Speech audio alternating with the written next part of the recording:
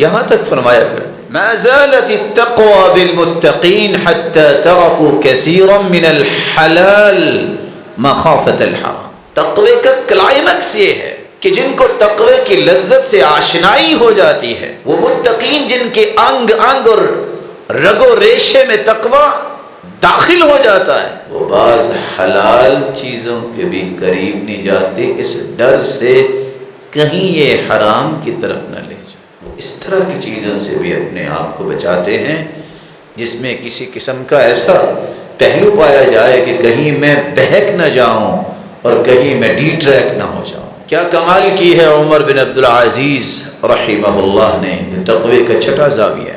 لیس تقوی اللہ بصیام النہار ولا بقیام اللیل.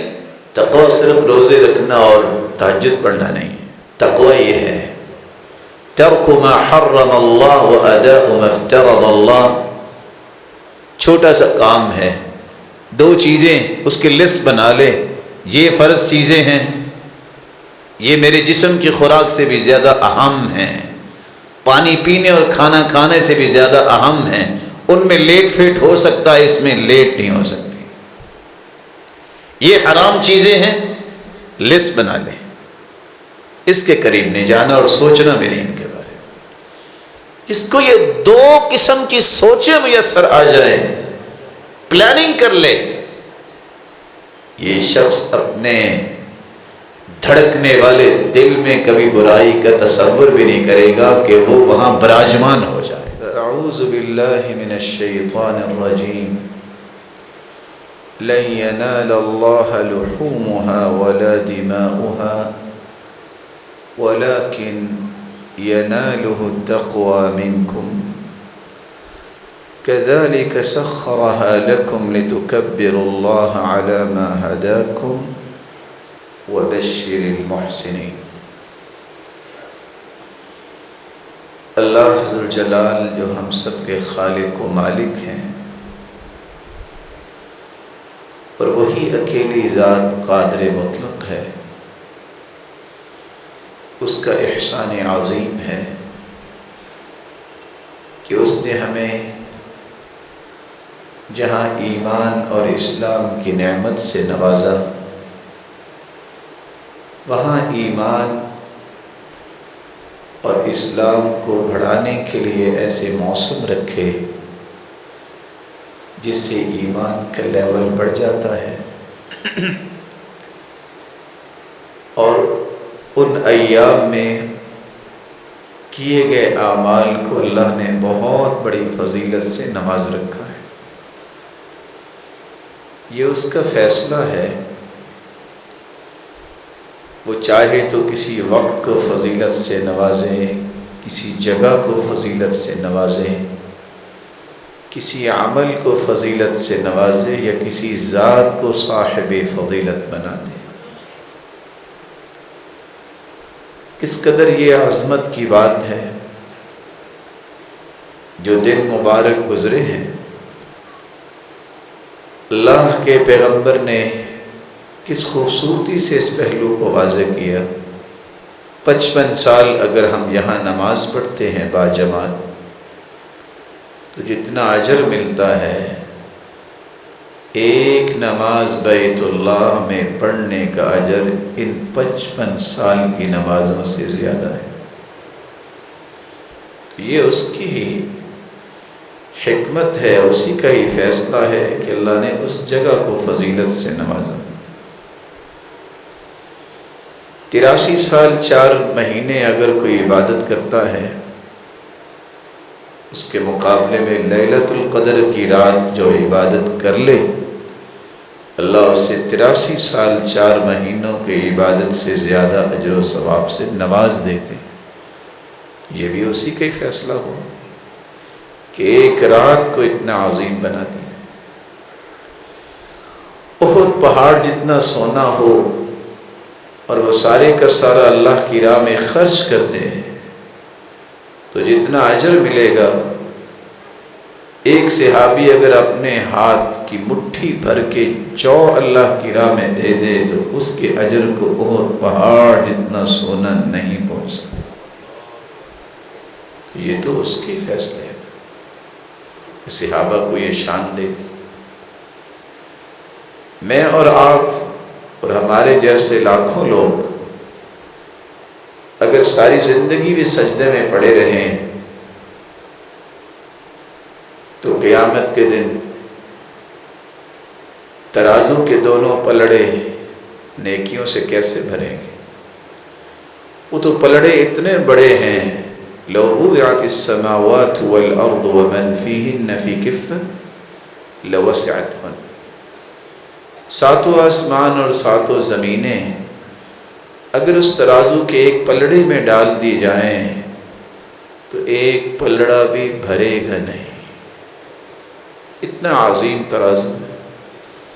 لیکن یہ فیصلہ ہے نا میرے رب کا جو اس نے اپنے پیغمبر کی زبان سے کروایا، والحمدللہ تملأ المیزان، جو خوشی سے الحمدللہ کہتا ہے اس سے قیامت کے دن ترازو کے دونوں پلڑے نیکیوں سے لبالب بھر جائیں۔ اس عظیم خالق و مالک نے اپنی کتاب میں ایک فیصلہ سنایا ہے، اس کا ہر فیصلہ ہی بڑا ہوتا ہے، اس کے ہر فیصلے میں کوئی نہ کوئی حکمت ہوتی ہے، اور ان حکمتوں سے آشنا کوئی نہیں ہے۔ جس حکمت کو بیان کر دیا انبیاء نے اس کو آگے پہنچا دیا۔ اللہ تعالیٰ نے اس خوشی کے موقع پہ جس کو قربانی کا موقع کہتے ہیں ایک فیصلہ سنایا ہے جس کو آج ہم نے سمجھنا ہے۔ لَن يَنَالَ اللَّهَ لُحُومُهَا وَلَا دِمَاؤُهَا وَلَكِنْ يَنَالُهُ التَّقْوَى مِنْكُمْ، اللہ ذوالجلال کو تمہاری قربانیوں کے گوشت نہیں پہنچتے، تمہاری قربانیوں کا خون نہیں پہنچتا۔ تم اگر قربانیاں کر کر کے گوشت کے ڈھیر لگا دو، قربانیاں کر کر کے خون ہی نظر آئے کہ اتنی زیادہ قربانیاں کی ہیں، اللہ کے ہاں یہ خون اور یہ گوشت نہیں پہنچتا، اللہ ذوالجلال کے ہاں پہنچتا ہے تب وہ تقویٰ پہنچتا ہے۔ قربانی تو ہر شخص کرتا ہے جس کے پاس طاقت ہے، بلکہ وہ بھی کرتا ہے جس نے کبھی نماز نہیں پڑھی، اور شاید کہ اس مسکین کو پتہ نہیں ہے کہ جو نماز نہیں پڑھتا اللہ تمہاری قربانی کا محتاج تو نہیں ہے۔ تمہیں سب سے پہلے توبہ کر کے نماز کے پابند بننا چاہیے۔ بے نماز کی قربانی کیا قربانی ہے؟ قربانی وہ بھی کرتا ہے جس نے جانور کو چرایا ہوتا ہے لوگوں کو دکھانے کے لیے، گردن تو وہ بھی کاٹتا ہے، لیکن سوال صرف یہ ہے قربانی قبول کس کی ہوتی ہے؟ یہ فکر، یہ درد ہمیشہ اس شخص کے سینے میں ابھرتا ہے جس کو یہ فکر ہوتی ہے کہ اگر میرا عمل قبول نہ ہوا تو کیا بنے گا۔ اس لیے سلف صالحین کا یہ رویہ تھا، خصوصاً صحابہ کرام رضی اللہ عنہم وارضاہم، وہ اس بات پہ بہت فکر مند رہتے لَأَنْ أَعْلَمْ أَنَّ اللَّهَ تَقَبَّلَ مِنِّي مِثْقَالَ ذَرَّةٍ أَحَبُّ إِلَيَّ، مجھے اگر پتہ چل جائے کہ رائی کے دانے کے برابر میرا عمل قبول ہو گیا ہے تو ساری دنیا مجھے مل جائے اور میں صدقہ کر دوں، مجھے یہ عمل کی قبولیت زیادہ پیاری لگتی۔ اور عبداللہ ابن عمر رضی اللہ تعالیٰ عنہ نے تو بات ختم کر دی یہ کہہ کر لو علمت ان اللہ تقبل منی رکعتین لاتکلت لأن اللہ یقول انما يتقبل اللہ من المتقین، اگر میرا مالک میری 2 رکعتیں ہی قبول کر لے تو میں ان 2 رکعتوں کی قبولیت پر بھی بھروسہ کر لوں گا کہ میری زندگی کامیاب ہوگی اور قیامت کو بھی میری موج ہو جائے گی۔ کیوں؟ کیونکہ اللہ عز و جلال نے یہ فیصلہ سنایا ہے، انما يتقبل اللہ من المتقین، اللہ قبول کرتے ہی اس کا عمل ہے جو متقی ہوتا ہے۔ تو کس کا عمل قبول ہوگا؟ جو متقی ہوگا۔ اور کس کا عمل قبول نہیں ہوگا، اس کے بارے میں کچھ تفصیلات آپ کی خدمت میں ہم رکھیں۔ میں اور آپ کیسے پہچان سکتے ہیں کہ میری قربانی اور میری عبادت قبول ہوئی ہے، اور تقوی کے کون سے زاویے ہیں جن پہ ہم نے کبھی توجہ ہی نہیں دی؟ مجھے یہ سمجھنا چاہیے کہ اگر میں متقین کی صف میں شامل ہونا چاہتا ہوں، اگر میں اپنی عبادت اور قربانی کو قبول کروانا چاہتا ہوں، تو مجھے تقوی کے یہ 10 زاویے ہمیشہ یاد رکھنے چاہیے۔ پہلا زاویہ جو سیدنا علی رضی اللہ تعالیٰ عنہ نے بیان کیا ہے، الخوف من الجلیل والعمل بالتنزیل والقناعة بالقلیل والتزود لیوم الرحیل۔ وہ متقی جس کی اللہ قربانی قبول کرتے ہیں، اس کی زندگی کا پہلا زاویہ یہ ہوتا ہے، اس کے دل میں خوف اللہ کا ہوتا ہے، اس کے عمل پہ چھاپ ہوتی ہے تو قرآن و سنت کی چھاپ ہوتی ہے۔ اس کے پاس کچھ ہے یا نہیں ہے، وہ قناعت کو اپنی زندگی کا تھیم بناتا ہے، شکوہ شکایت نہیں کرتا۔ وَالتَّزَوُّدُ لِيَوْمِ الرَّحِيلِ، اسے یہ فکر دامن گیر رہتی ہے، میری قیامت کے دن کیفیت کیا ہوگی، میری آخرت کیسے ہوگی۔ اگر میرا اور آپ کا یہ دعویٰ ہے کہ ہم متقین کی صف میں شامل ہیں، یہ شامل ہونا چاہتے ہیں، تو قربانی کرنے کے بعد آیا یہ چاروں کی چاروں کیفیتیں میرے اندر اور آپ کے اندر پیدا ہو گئی؟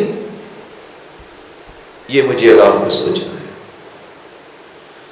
عبداللہ ابن مسعود رضی اللہ تعالیٰ عنہ نے تقوی کا ایک دوسرا زاویہ بیان کیا، ان یطاع فلا یعصى، ان یشکر فلا یکفر، ان یذکر فلا ینسى۔ متقی ایسے انسان کو کہتے ہیں جو اطاعت و فرما برداری کو اپنا شعار بنائے، سلوگن بنائے، اللہ عز و جلال کی نافرمانی سے اپنے آپ کو بچا لے،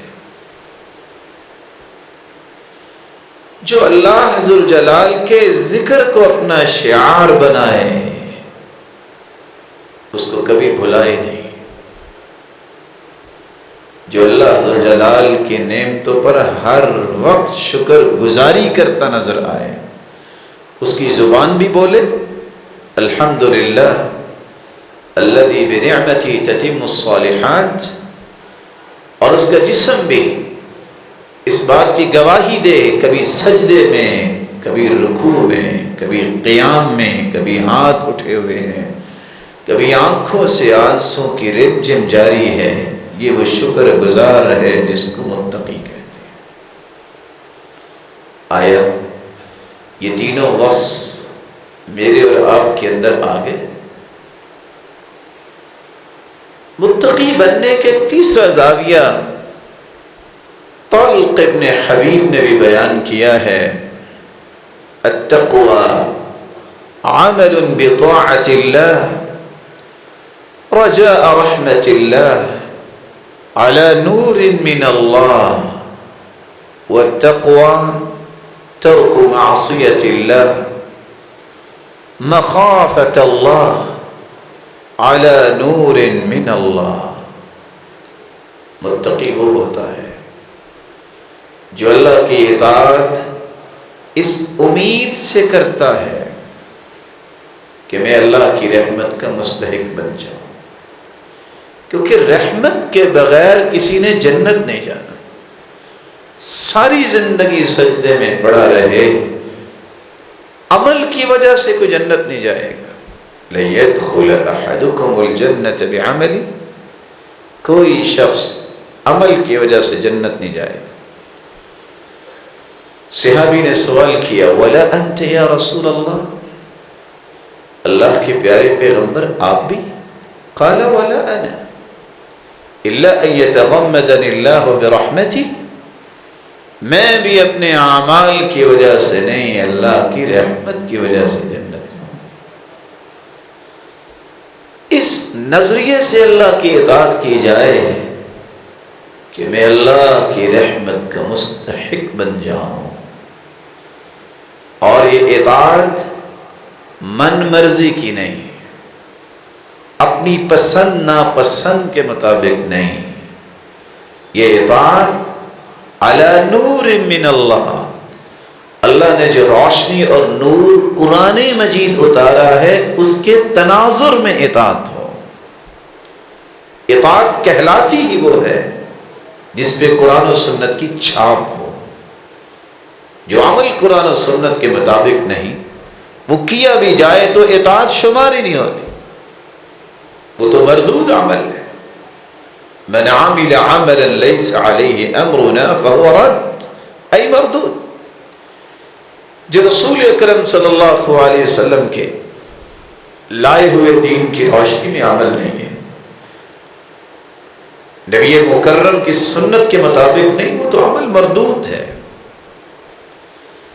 معصیت سے اس نظریے سے بچیں، گناہ کیوں نہیں کرنا؟ اس لیے نہیں کہ مجھے موقع نہیں ملا، اس لیے نہیں کہ میرے اندر گناہ کرنے کی ہمت نہیں ہے، اس لیے گناہ نہ کریں کہ میرے رب نے منع کیا ہے، یہ میرے رب نے روکا ہے۔ اور گناہ کس کو سمجھتا ہے؟ وہ جس کو قرآن اور حدیث نے گناہ کہہ دیا ہے۔ ساری دنیا اس گناہ کو خوبصورت اور مزین کر کے پیش کرے، وہ گناہ ہے جس کو قرآن اور حدیث نے گناہ کہہ دیا ہے۔ شریعت سازی کا اختیار اللہ نے کسی کو دیا ہی نہیں۔ تقوی کا یہ زاویہ بھی ہمیں یاد رکھنا چاہیے، ہمیں اللہ کی رحمت کی امید رکھ کے اور اللہ کے عذاب سے بچنے کے لیے گناہوں سے بھی بچنا ہے اور نیکیاں بجا لانی ہے۔ متقی لوگوں کی قربانی قبول ہوتی ہے، اور تقوی کا یہ چوتھا زاویہ ہے جو سیدنا حسن بصری رحمۃ اللہ علیہ بیان کر رہے ہیں۔ المتقون اتقوا ما حرم اللہ علیہم وأدوا ما افترض اللہ علیہم۔ متقی وہ ہوتا ہے جس چیز کو اللہ نے فرض کر دیا نا، وہ اس میں کمی نہیں کرتا۔ متقی وہ ہوتا ہے جس کے بارے میں حرمت کے لفظ آگے ہیں، یہ حرام ہے، متقی اس کے قریب نہیں جاتا۔ آیا قربانی کے بعد ہماری فرض نمازیں باجماعت ہوئی، یا کہ گوشت اور اس خوشی کے موقع پہ آپے سے باہر ہو کے نمازیں ضائع ہو رہی ہیں؟ کہ کوئی بات نہیں، مشغولیت تھی، بھلا اللہ کے رسول سے بڑھ کے بھی دنیا میں کوئی مشغول تھا؟ بھلا اس ہستی سے زیادہ بھی کوئی دنیا کا خیر خواہ تھا؟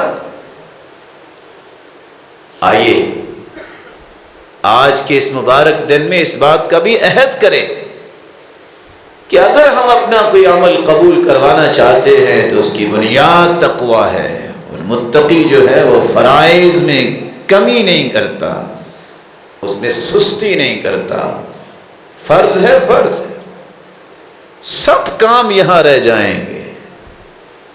فرائض کی پابندی کے بغیر تقوی کی وہ حقیقت انسان سمجھ نہیں سکتا جس کی وجہ سے اللہ نے متقین کے بارے میں حکم صادر فرمایا ہے، انما یتقبل اللہ من المتقین، اللہ قبول کرتے ہیں عمل تو متقین کا۔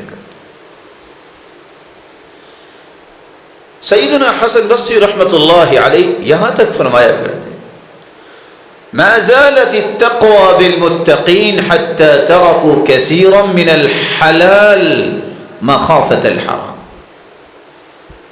تقوی کا کلائمیکس یہ ہے کہ جن کو تقوی کی لذت سے آشنائی ہو جاتی ہے، وہ متقین جن کے انگ انگ اور رگ و ریشے میں تقوی داخل ہو جاتا ہے، وہ بعض حلال چیزوں کے بھی قریب نہیں جاتے، اس ڈر سے کہیں یہ حرام کی طرف نہ لے جائے۔ وہ اس طرح کی چیزوں سے بھی اپنے آپ کو بچاتے ہیں جس میں کسی قسم کا ایسا پہلو پایا جائے کہ کہیں میں بہک نہ جاؤں اور کہیں میں ڈی ٹریک نہ ہو جاؤں۔ کیا کمال کی ہے عمر بن عبد العزیز رحمہ اللہ نے، تقوی کا چھٹا زاویہ ہے۔ لیس تقوی اللہ بصیام النہار ولا بقیام اللیل، تقوی صرف روزے رکھنا اور تہجد پڑھنا نہیں ہے،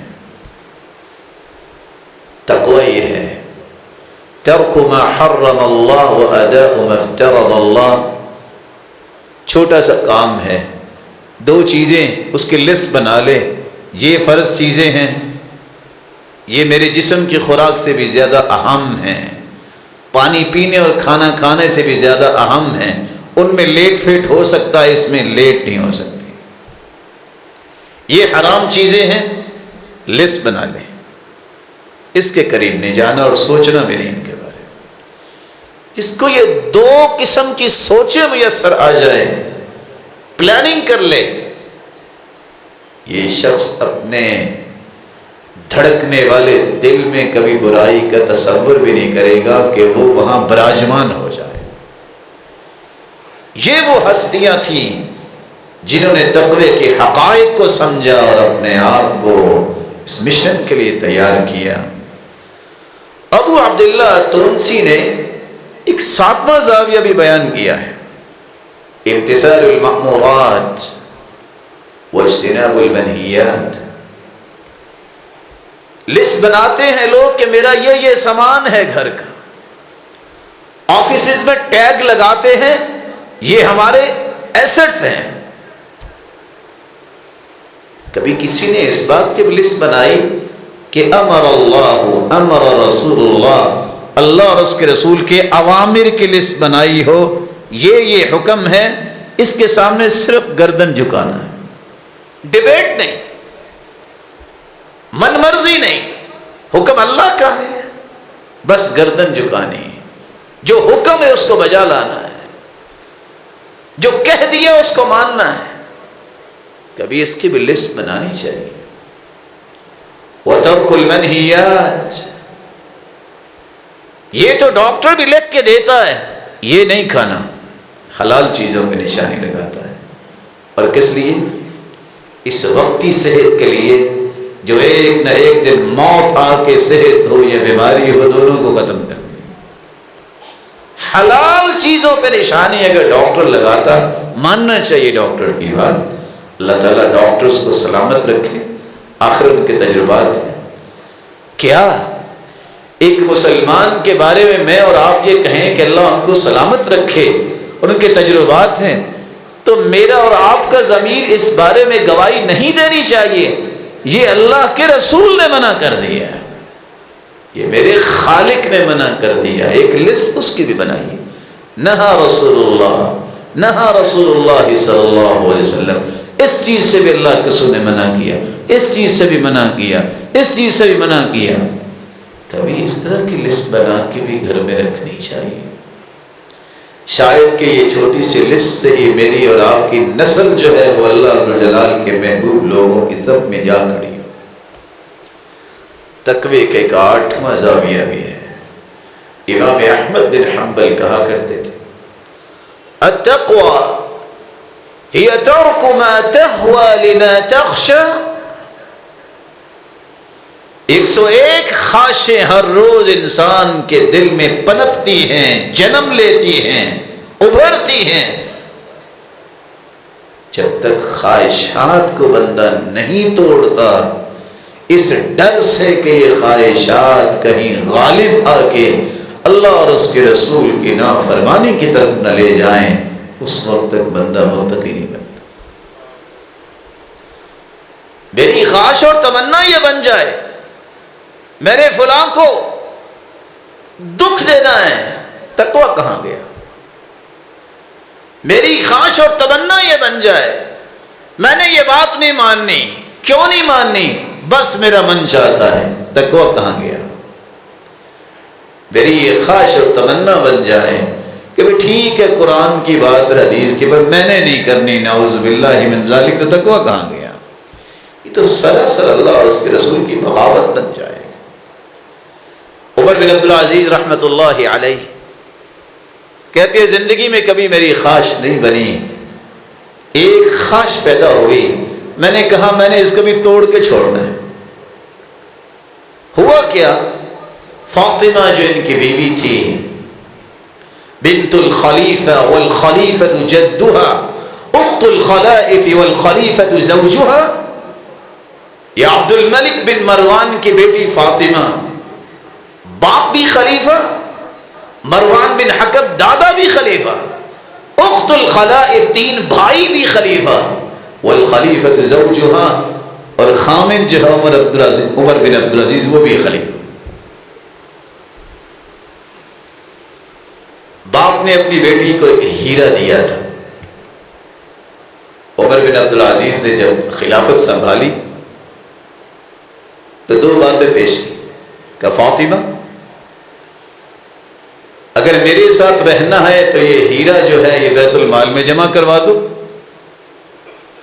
اور اگر ہیرے کو اپنے پاس رکھنا ہے تو مجھ سے جدا ہو جاؤ۔ انقلاب ایسے آتے ہیں، اور ایسا ہی ہوا، فاطمہ نے ایسا ہی کیا۔ پھر تاریخ نے کیا رقم کیا؟ وہ باپ جس کی وراثت میں کتنے لاکھ دینار بچے،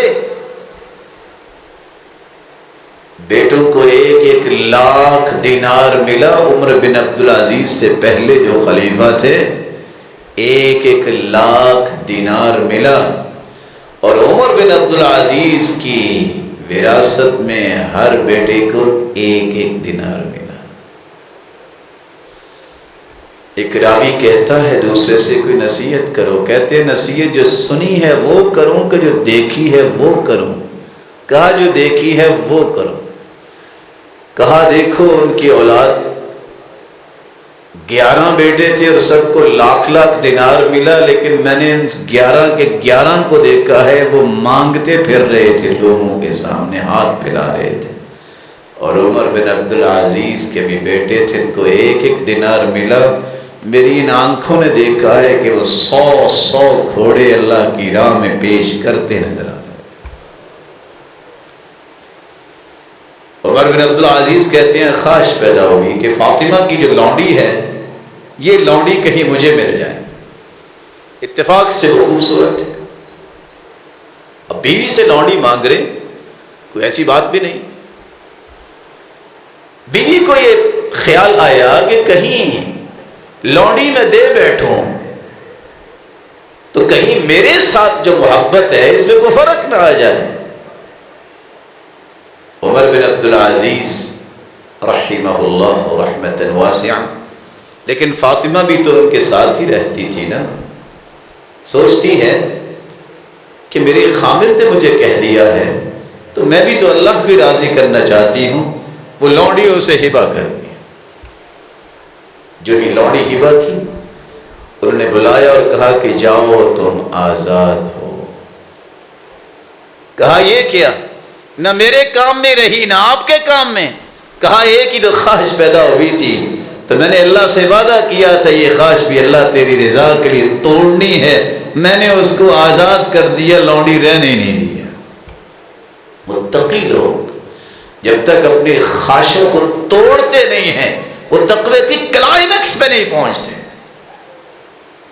ایک زاویہ امام احمد بن حنبل نے جو دیا ہے، تقوی یہ ہے کہ خواہشات کو توڑ کے شریعت کو مقدم کرو۔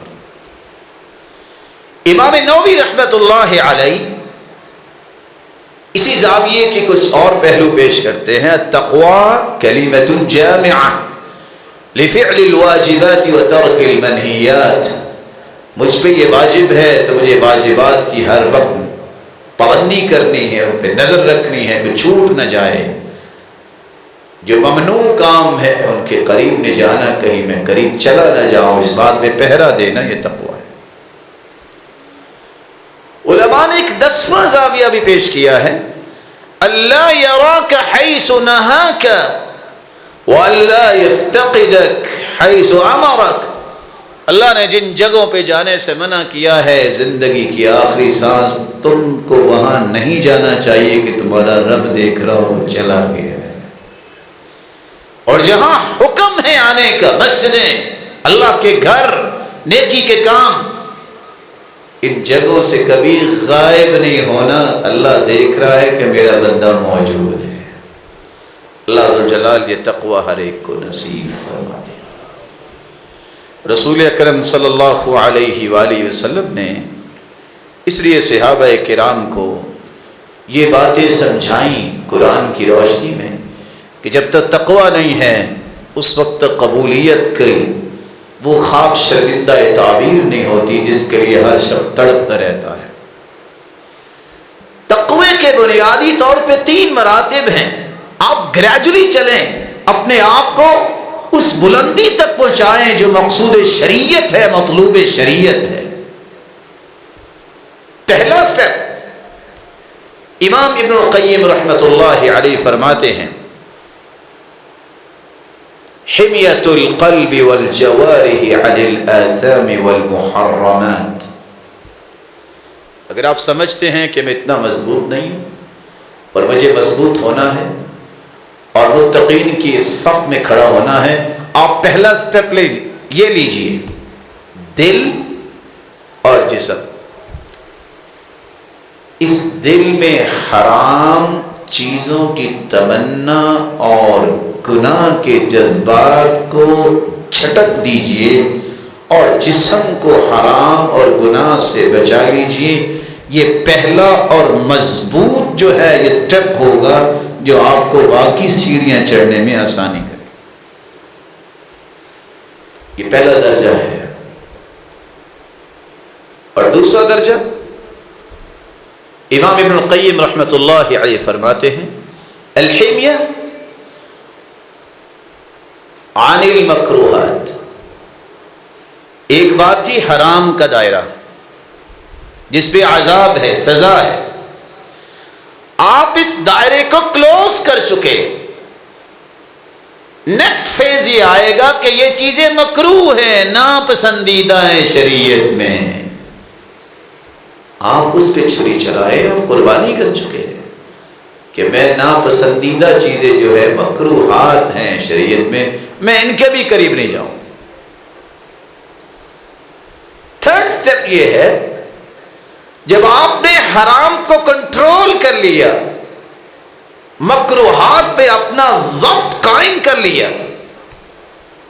الحمیہ عن الفضول وما لا یعنی۔ بہت سے لوگ متقی ہوتے ہیں لیکن لا یعنی چیزوں میں وقت بھی گزار لیتے ہیں، بیٹھے ہیں، وقت کا کوئی خیال نہیں، یہ ایسے امور پہ اپنے آپ کو لگا دیتے ہیں جس کا کوئی بھی دینی اور دنیاوی فائدہ نہیں ہے۔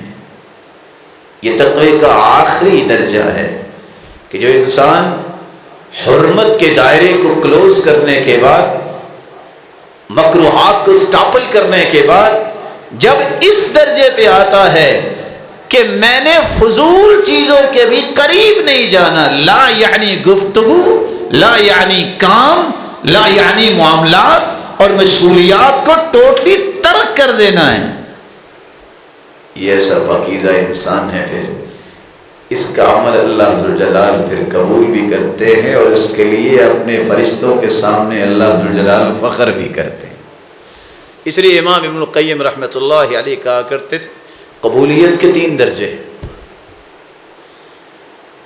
ایک قبولیت کا درجہ یہ ہے، میں نے اور آپ نے نماز پڑھی، جلدی جلدی پڑھ کے فارغ ہوئے،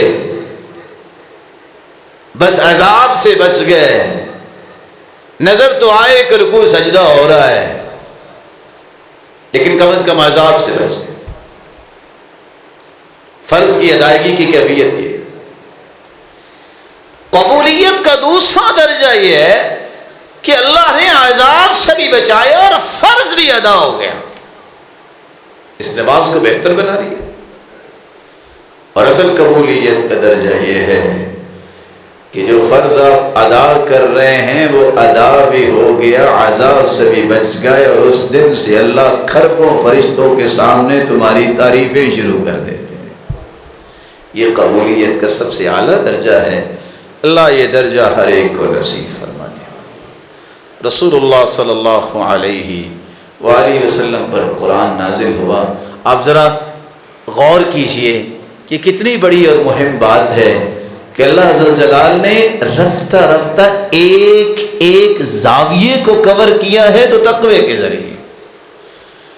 وَلَقَدْ وَصَّيْنَا الَّذِينَ أُوتُوا الْكِتَابَ مِنْ قَبْلِكُمْ وَإِيَّاكُمْ أَنِ اتَّقُوا اللَّهَ۔ جن لوگوں کو بھی کتاب کی نعمت سے نوازا ہے، سب کو تقوی کا حکم دی، عمومی حکم پوری کائنات۔ پھر اللہ عز و جلال نے کیا کیا؟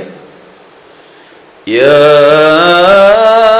ایھا الرسل کلوا من الطیبات واعملوا صالحا انی بما تعملون علیم وَإِنَّ هَذِهِ أُمَّتُكُمْ أُمَّةً وَاحِدَةً وَأَنَا رَبُّكُمْ فَاتَّقُونِ۔ اللہ نے تمام رسولوں کو باقاعدہ تقوی کا حکم دے، عمومی پوری کائنات کے لیے حکم، پھر رسولوں کے لیے حکم، پھر اللہ نے بطور خاص مومنوں کو الگ سے کہا یا ایھا الذین آمنوا اتقوا اللہ، ایمان والو تم تقوی اختیار کرو۔ اس سے بڑی حیرانگی یہ ہے جو اتقى الناس علی وجہ الارض، روئے زمین پہ جس جیسا متقی انسان اللہ نے پیدا ہی نہیں کیا، محمد مصطفیٰ صلی اللہ علیہ وسلم، اللہ نے ان کے لیے الگ سے حکم نازل کیا یا ایھا النبی اتق اللہ، میرے محبوب آپ بھی تقوی اختیار کریں۔ اور اس پیغمبر کی سب سے بڑی وصیت یہ ہوتی، جب بھی کوئی صحابی وصیت کی طلب کرتا، نصیحت طلب کرتا، آپ یہی کہتے اتق اللہ، بس اللہ سے ڈر جاؤ۔ آخر یہ کتنی بڑی نعمت ہے جو بار بار اللہ کے رسول اس بات کی طرف توجہ دلا رہے ہیں، اور اللہ کے رسول نے فرمایا اتق اللہ حیث ما کنت، جہاں بھی تم ہو تمہیں اللہ سے ڈرنا چاہیے۔ اور حیرانگی کی بات یہ، سورۃ الشعراء کے اندر اللہ نے انبیاء کے قصے بیان کیے ہیں، ہر نبی نے اپنی قوم کو بھی یہ وصیت کی ہے، نصیحت کی ہے، وہ کیا ہے؟ فاتقوا اللہ واطیعون، فاتقوا اللہ واطیعون، فاتقوا اللہ واطیعون، تقوی اللہ کا اختیار کرو، اور جو میں کہتا ہوں میری بات مانو، میں اللہ کی طرف سے پیغمبر بنا کے بھیجا۔ یہ ساری کی ساری باتیں کیوں اللہ نے اتاری؟ راز یہ ہے انما یتقبل اللہ من المتقین، اللہ اصل میں عمل قبول کرتے ہی ان کا ہے جو متقی ہوتے ہیں۔ یہ اللہ نے کیوں ایسا کہہ دیا؟ بار بار 258 مرتبہ تقوی کا حکم قرآن میں آیا، 258 مرتبہ۔ کبھی انسان کا علم نفع مند نہیں ہوتا. درجنوں ڈگریاں اپنے پاس رکھی ہوں، تقویٰ نہیں ہے، اس کے پاس علم نہیں. واتقوا اللہ ویعلمکم اللہ. تقویٰ اختیار کرو گے، اللہ وہ علم دے گی جو تھوڑا سا علم بھی بہت بڑے علم پہ حاوی ہو جائے گا.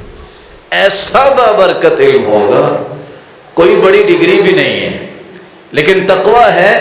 اللہ اس قدر اس کے علم کو بابرکت بناتے، اس کے فیض کو دنیا کے کونے کونے تک پہنچاتے ہیں. بنیاد ڈگری نہیں ہوتی، بنیاد اللہ کا خوف اور خشیت الہی ہوتی ہے. یہی وجہ ہے کہ سلف صالحین کے پاس تو پی ایچ ڈی کی ڈگریاں نہیں تھی، وہ تو ماسٹر نہیں کیے ہوئے تھے، لیکن کیا کمال کا ان کا تقویٰ تھا، کیا کمال کی ان کی خشیت تھی کہ ان کی زبان سے نکلنے والی بات دل میں اثر کرتی تھی.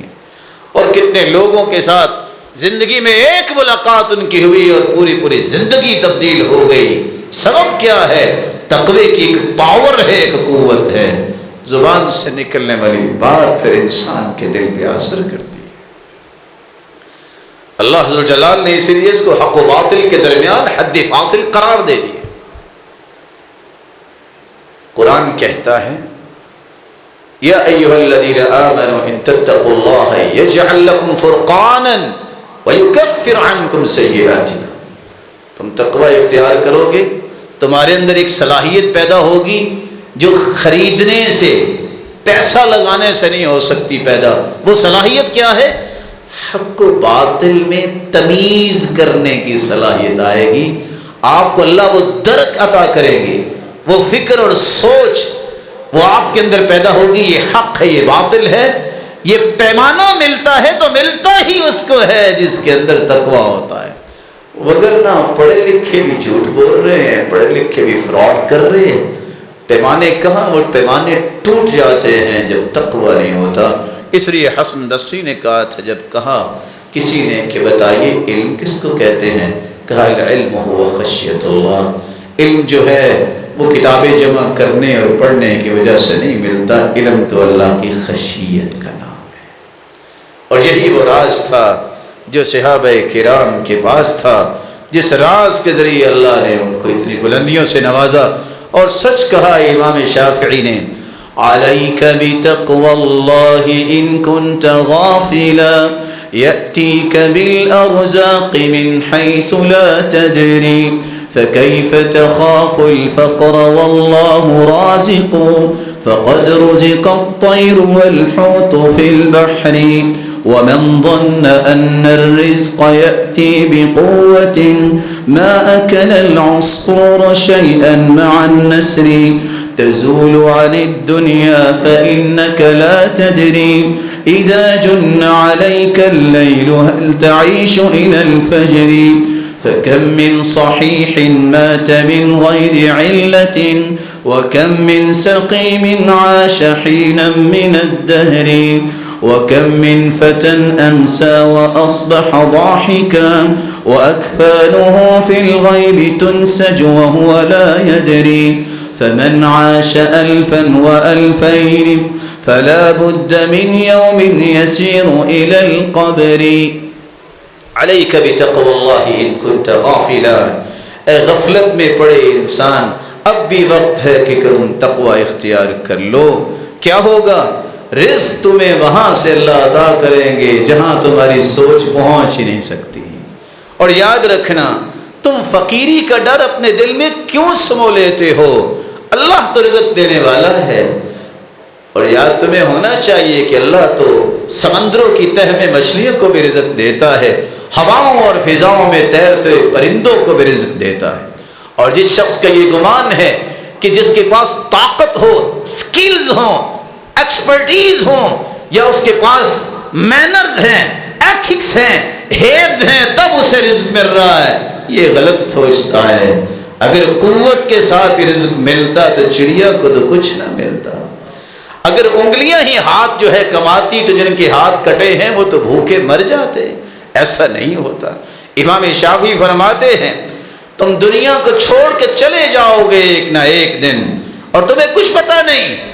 صبح کے وقت خرامے اٹھ کے باہر نکلتے ہو، نہ جانے یہ فجر جو طلوع ہوئی ہے یہ سورج غروب ہوگا کہ نہیں ہوگا، تیری زندگی کا سورج غروب ہو جائے گا۔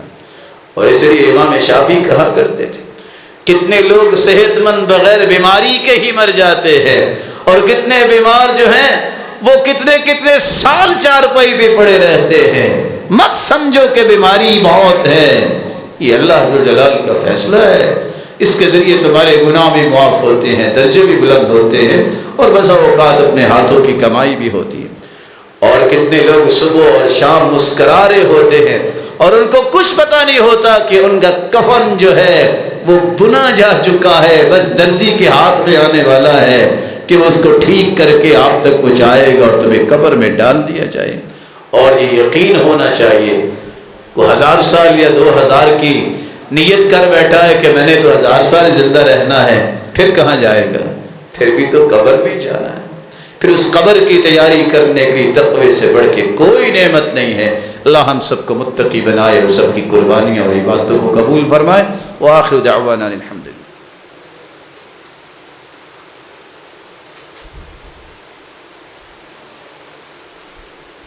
الحمد للہ علی احسانہ والشکر له علی توفیقہ وامتنانہ، اما بعد فاعوذ باللہ من الشیطان فانہ عدو للانسان۔ آپ نے تقوی کے 10 زاویوں کو سنا جس سے عمل قبول ہوتا ہے۔ میں کچھ 10 چیزوں کا تذکرہ کرنا چاہتا ہوں جس سے عمل قبول نہیں ہوتا۔ سب سے پہلی بات، قربانی ہو یا کوئی بھی عبادت ہو، جو شرک کرنے والا انسان ہے اس کا کوئی عمل قبول نہیں ہوتا۔ وَلَوْ أَشْرَكُوا لَحَبِطَ عَنْهُمْ مَا كَانُوا يَعْمَلُونَ۔ اللہ نے نبیوں کا، پیغمبروں کا، چنیدہ ہستیوں کا، چنے ہوئے لوگوں کا، جن کو اللہ نے چنا، سلیکٹڈ جو اللہ تعالیٰ نے لوگ بنائے، ان کے بارے میں کہہ دیا اگر انبیاء بھی شرک کرے تو ان کا بھی کوئی عمل قبول نہیں ہو۔ اس لیے شرک کے قریب نہ جائے۔ زبان کا شرک ہو یا عمل کا شرک ہو، اللہ کی ذات میں، اللہ کی صفات میں، اس کی ربوبیت میں، اس کی الوہیت میں، اس کی اسماء و صفات میں کسی کو شریک نہ کرے۔ وہ ذات کے اعتبار سے بھی بے مثال ہے۔ لیس کمثلہ شیء وہو السمیع البصیر۔ نہ اس کی ذات جیسی کوئی ذات ہو سکتی ہے، نہ صفات جیسی کوئی صفات ہو سکتی ہیں، نہ اس کے مبارک اور خوبصورت ناموں جیسے کسی کے نام ہی ہو سکتے ہیں۔ دوسری بات جس سے عمل قبول نہیں ہوتا، ریاکار کا عمل قبول نہیں ہوتا۔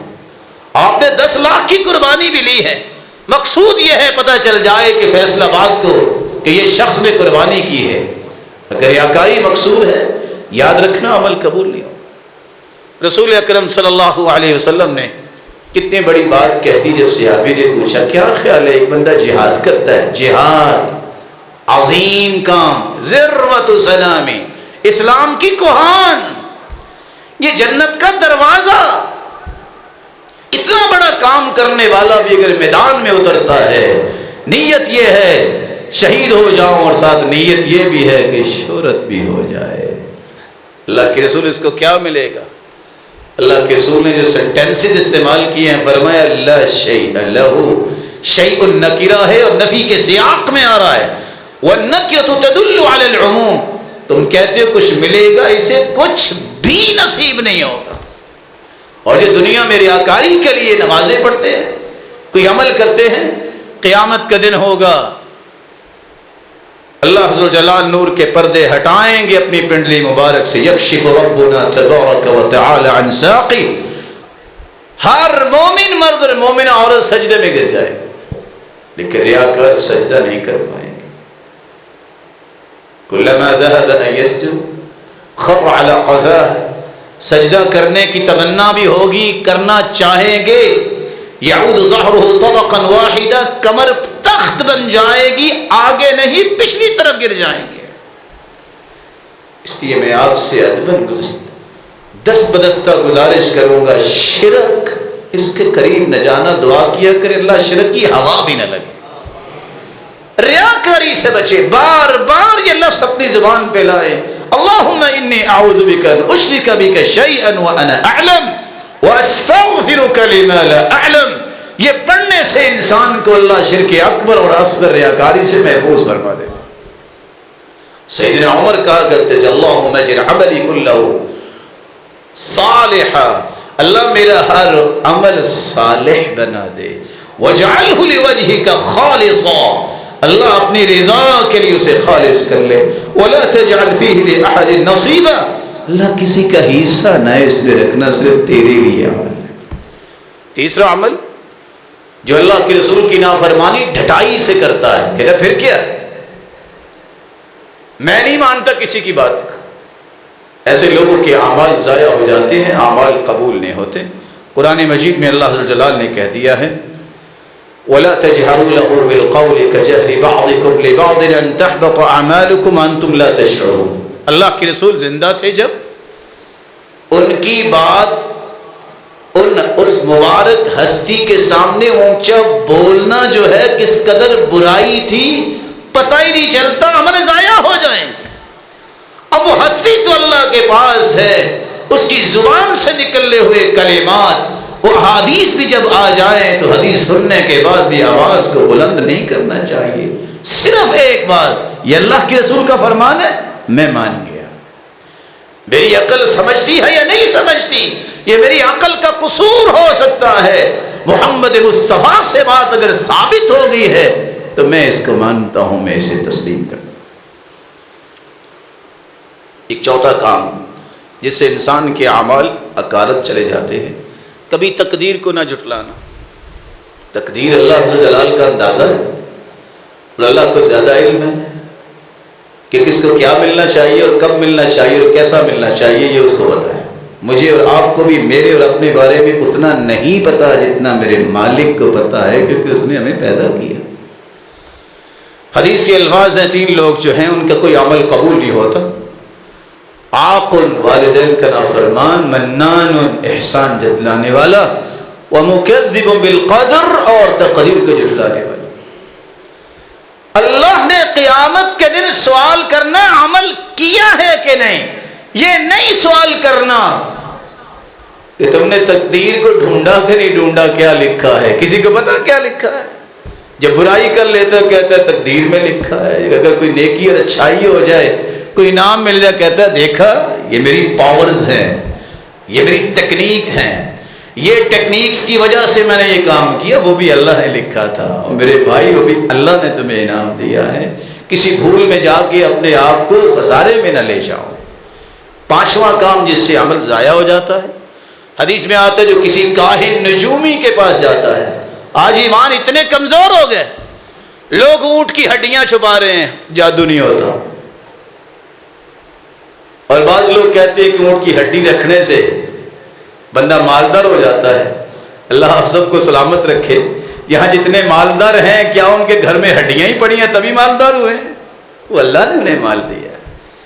یہ دقیانوسی باتوں کو چھوڑو مسلمانوں، اپنے عقیدے پہ آؤ، منہج پہ آؤ. کسی باوے کے پاس، نجومی باوے کے پاس مت جاؤ، کسی پامس کے سامنے ہاتھ نہ پھیلاؤ. حدیث میں آتا ہے جو کسی کاہن نجومی کے پاس جاتا ہے صرف پوچھ لے بتاؤ میری قسمت کیسی ہے، پوچھنے پر ہی 40 دن کی عبادت قبول نہیں ہوتی.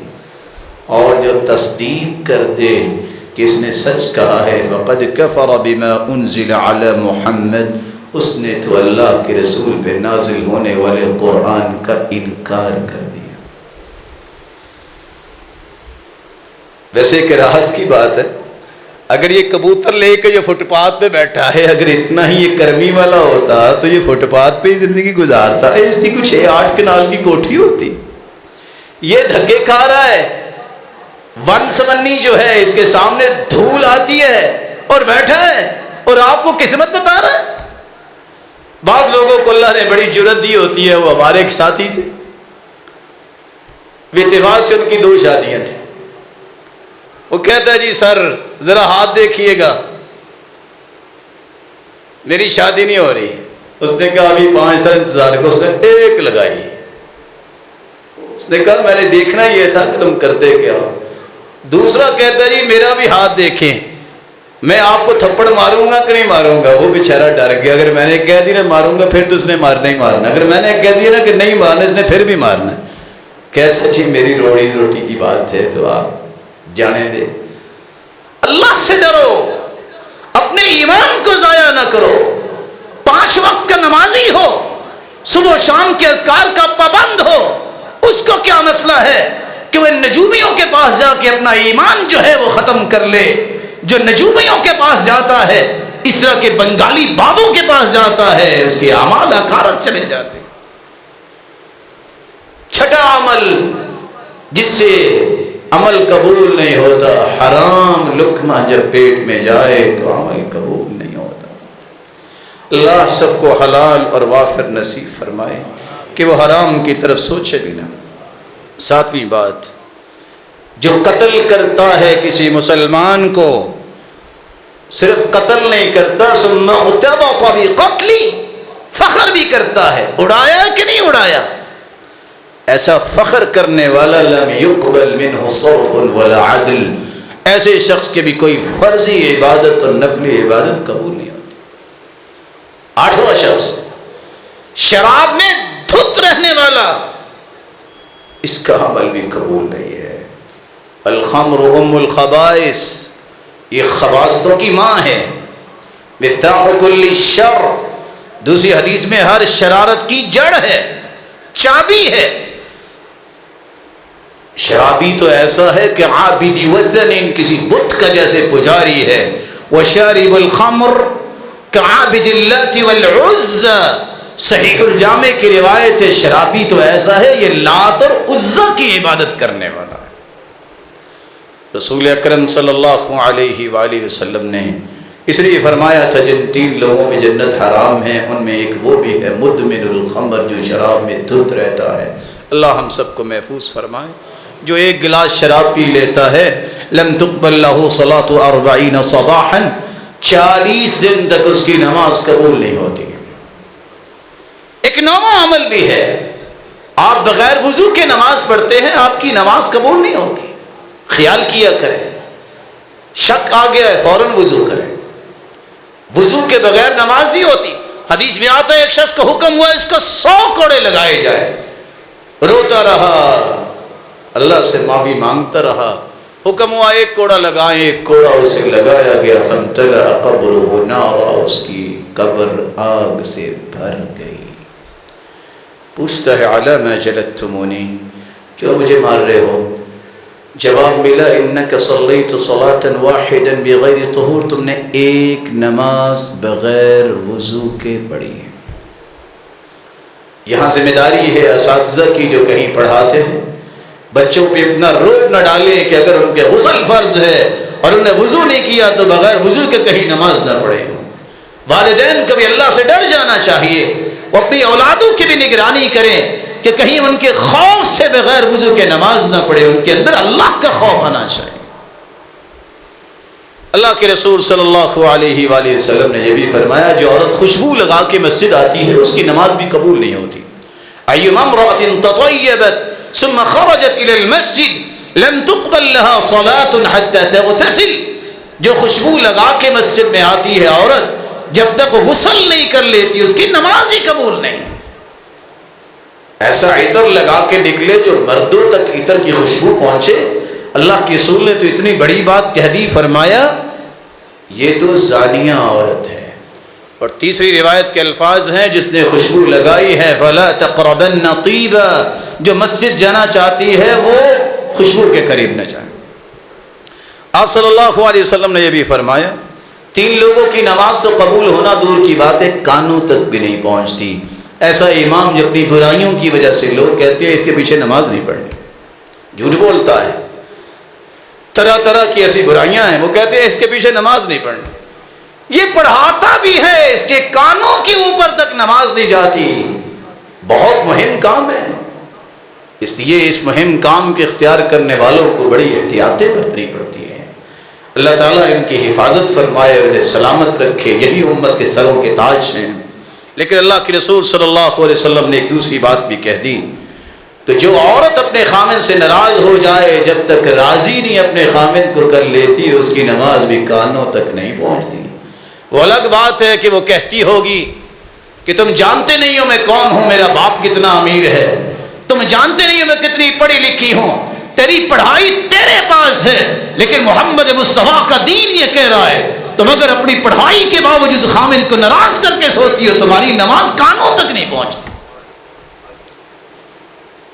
اور ایسا غلام جب اپنے مالک کی اجازت کے بغیر بھاگ جاتا ہے، جب تک واپس نہیں آتا اس کی نماز بھی کانوں کے اوپر تک نہیں جاتی۔ رسول اکرم صلی اللہ علیہ وسلم نے ایک بڑی بات کہہ دی، اور یہ بات بھی سننے والی ہے۔ اذان سنتا ہے، اس کے پاس شرعی عذر نہیں ہے اور وہ نماز پڑھنے کے لیے مسجد نہیں آتا، لم تقبل منہ الصلاۃ التي صلى، وہ پڑھ بھی لے گا تو قبول نہیں ہوگی۔ علماء نے بڑی اس پہ تفصیلی گفتگو کی ہے، لیکن بات کتنی بڑی ہے، کوئی شرعی عذر نہیں، کام کاج سارے کر رہا ہے، مسجد نہیں آتا۔ ایسے شخص کی عبادت کے بارے میں کیا کہیں گے؟ حدیث کی نص کیا ہے؟ لم تقبل له صلاۃ، اگر عذر ہو تو ایک نہیں 35 عذر کا ذکر امام سیوطی نے کیا ہے۔ اس لیے مسجدوں کو آباد کرنا چاہیے۔ اللہ عز و جلال ہمیں ان لوگوں کی صف میں شامل فرمائے۔ مدینے والوں کو جو ڈراتا ہے، ایسے انسان کے بارے میں بھی اللہ کے رسول نے فرمایا اس کی فرضی اور نفلی عبادت کو قبول نہیں کیا جاتا۔ جو کسی بدعتی کو جگہ دیتا ہے یا اپنی نسبت تبدیل کرتا ہے، یہ خاندان ہے، کہتا ہے اس خاندان کی تو لوگوں کیا عزت نہیں، اپنا سابقہ لا کر نئے خاندان کا لگا لیتا ہے، نسبت باپ کی طرف نہیں کسی اور کی طرف کر لیتا ہے، خاندان تبدیل کرتا ہے۔ اس پہ اللہ کی بھی لعنت ہے، فرشتوں کی بھی لعنت ہے، پوری دنیا کی لعنت ہے، اس کے فرضی اور نوافل کچھ بھی قبول نہیں۔ اور آخری گزارش، رسول اللہ صلی اللہ علیہ وآلہ وسلم کے فرامین تو آپ نے سنے، دنیا میں سب سے بڑے وہ لوگ ہیں جن کو اللہ نے علم اور عمل سے نوازا ہے، اور سب سے پیارے اللہ کے نزدیک وہ ہیں جو 5 وقت مسجد میں آتے ہیں، 5 وقت۔ اللہ ان کو عرش کا سایہ نصیب فرمائیں گے۔ تو جو رہتی مسجدوں میں ہیں وہ اللہ کے کتنے پیارے ہوں گے۔ عبداللہ ابن المبارک رحمہ اللہ جو 10 لاکھ حدیثوں کے حافظ تھے، ان کی سب سے بڑی تمنا یہ ہوتی تھی کہ کوئی عالم مجھے ملے، میں اس کے ساتھ کھڑا ہو جاؤں۔ وہ کہا کرتے تھے میں نے زندگی میں تجارت کی ہے تو کی اس لیے ہے، لولا 5 ما تجرت، اگر 5 علماء نہ ہوتے میں تجارت ہی نہ کرتا۔ السفیانان، سفیان بن عیینہ، سفیان ثوری، فضیل ابن عیاض، ابن سماک اور ابن علیہ، اور ساتھ کہا کرتے تھے ان علماء کے ساتھ جب تک ہم کھڑے نہیں ہوں گے دین کیسے پھیلے گا۔ اس لیے مسجدوں کی آباد کاری اور علماء ان کی تعلیمات کو دنیا کے کونے کونے تک پہنچانا اس دور کے اندر سب سے بڑا کام ہے۔ کیوں سب سے بڑا کام ہے؟ آپ کے کچھ 36 چینلز ہیں، کبھی کسی نے کشمیر کا ظلم نہیں دکھایا ہوگا، کبھی کسی نے فلسطین کے بارے میں ڈاکومنٹری نہیں دکھائی ہوگی، ہر وقت آواز اٹھے گی تو دیندار کے خلاف۔ ان مسجدوں کی آباد کاری، ان مدارس کی آباد کاری جن کی وجہ سے آج دین زندہ ہے، وہ لبرلز، وہ لوگ جن کے اندر خوف خدا نہیں ہے، ان کی زبانیں پلید جب بھی بولتی ہیں ان لوگوں کے حوالے سے بولے گی جو اللہ کے دین کی آبیاری کے لیے دن رات لگانے والے ہیں۔ اللہ عز و جلال ہمیں ایسے لوگوں کی صف میں شامل فرمائے جو اللہ کے گھروں کو آباد کرنے والے ہیں۔ حدیث کے الفاظ ہیں، قیامت کو آواز آئے گی، این جیرانی، میرے پڑوسی کدھر ہیں؟ کوئی جواب نہیں دے گا۔ جبریل کو اجازت ملے گی، وہی پوچھیں گے یا اللہ آپ کا پڑوسی کیسے کو ہو سکتا ہے؟ حَلْ يَنْبَغِي لِأَحَدٍ أَن يُجَاوِرَكَ، آپ تو خالق، باقی سارے مخلوق۔ جواب ملے گا أَيْنَ عُمَّارُ الْمَسَاجِدِ، کہاں ہیں مسجدوں کو آباد کرنے والے، بنانے والے؟ اس میں دین کا کام کرنے والے آج وہ میرے پڑوسی ہیں۔ اللہ عز و جلال ہمیں ایسے لوگوں کی سب میں شامل فرمائے جو قیامت کے دن اللہ تعالیٰ کے پڑوسی بنے، اور اللہ عز و جلال ہمیں زندگی کی آخری سانس تک مسجدوں سے اور قرآن سے جوڑے رکھے، اور قیامت کو اپنے محبوب کا ساتھ نصیب فرمائے اور اپنا دیدار نصیب فرمائے۔ وآخر دعوانا الحمدللہ۔